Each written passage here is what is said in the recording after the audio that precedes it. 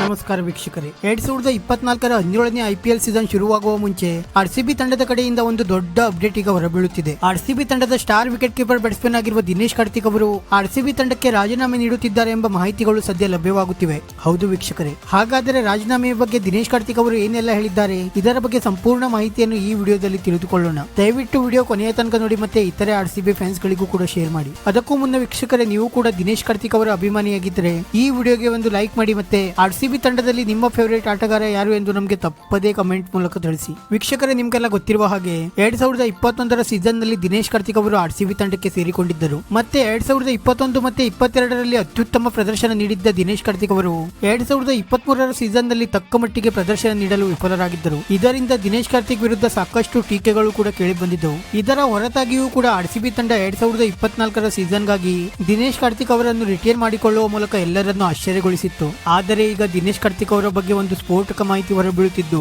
2024ರ IPL ನಂತರ ದಿನೇಶ್ ಕಾರ್ತಿಕ್ ಅವರು RCB ಸೇರಿದಂತೆ IPL ಗೂ ಕೂಡ ರಾಜೀನಾಮೆ ನೀಡಲಿದ್ದಾರೆ ಎಂದು ಮಾಹಿತಿಗಳು ಲಭ್ಯವಾಗುತ್ತಿವೆ. ಈ ಬಗ್ಗೆ ESPN ಕ್ರಿಕೆಟ್ ಇನ್ಫೋ ವರದಿ ಬಿಡುಗಡೆ ಮಾಡಿದ್ದು, ಇದರ ಪ್ರಕಾರ ದಿನೇಶ್ ಕಾರ್ತಿಕ್ ಅವರು 2024ರ ಸೀಸನ್ ಕೊನೆಯ ಸೀಸನ್ ಆಡಲಿದ್ದಾರೆ ಎಂದು ಹೇಳಲಾಗುತ್ತಿದೆ. ಕಳೆದ 17 ವರ್ಷಗಳಿಂದ ಸತತ ಕ್ರಿಕೆಟ್ ಆಡುತ್ತಿರುವ ದಿನೇಶ್ ಕಾರ್ತಿಕ್ ಅವರು ಭಾರತ ಕಂಡ ಸರ್ವಶ್ರೇಷ್ಠ ಆಟಗಾರರಲ್ಲಿ ಒಬ್ಬರು. ಮತ್ತೆ RCB ತಂಡಕ್ಕೂ ಕೂಡ ದಿನೇಶ್ ಕಾರ್ತಿಕ್ ಅವರು ಹಲವಾರು ಪಂದ್ಯಗಳನ್ನು ಗೆಲ್ಲಿಸಿಕೊಟ್ಟ ಉದಾಹರಣೆಗಳಿವೆ. ಸದ್ಯ ದಿನೇಶ್ ಕಾರ್ತಿಕ್ ಅವರು ತಮ್ಮ ಕೊನೆಯ ಸೀಸನ್ ಅನ್ನು ಈ ಬಾರಿ ಆಡಲಿದ್ದು, RCB ತಂಡಕ್ಕೆ ಕಪ್ ಗೆಲ್ಲಿಸಿಕೊಳ್ಳಲು ಯಶಸ್ವಿಯಾಗುತ್ತಾರಾ ಎಂದು ಕಾದು ನೋಡಬೇಕಾಗಿದೆ. ವೀಕ್ಷಕರೇ, ದಿನೇಶ್ ಕಾರ್ತಿಕ್ ಅವರು ರಿಟೈರ್ಡ್ ಆಗುತ್ತಿರುವ ಬಗ್ಗೆ ನಿಮ್ಮ ಅಭಿಪ್ರಾಯವನ್ನು ನಮಗೆ ತಪ್ಪದೇ ಕಮೆಂಟ್ ಮೂಲಕ ತಿಳಿಸಿ. ವಿಡಿಯೋ ಇಷ್ಟ ಆಗಿದ್ದರೆ ಲೈಕ್ ಮಾಡಿ ಮತ್ತೆ ಚಾನೆಲ್ ಅನ್ನು ಸಬ್ಸ್ಕ್ರೈಬ್ ಮಾಡಲು ಮರೆಯಬೇಡಿ.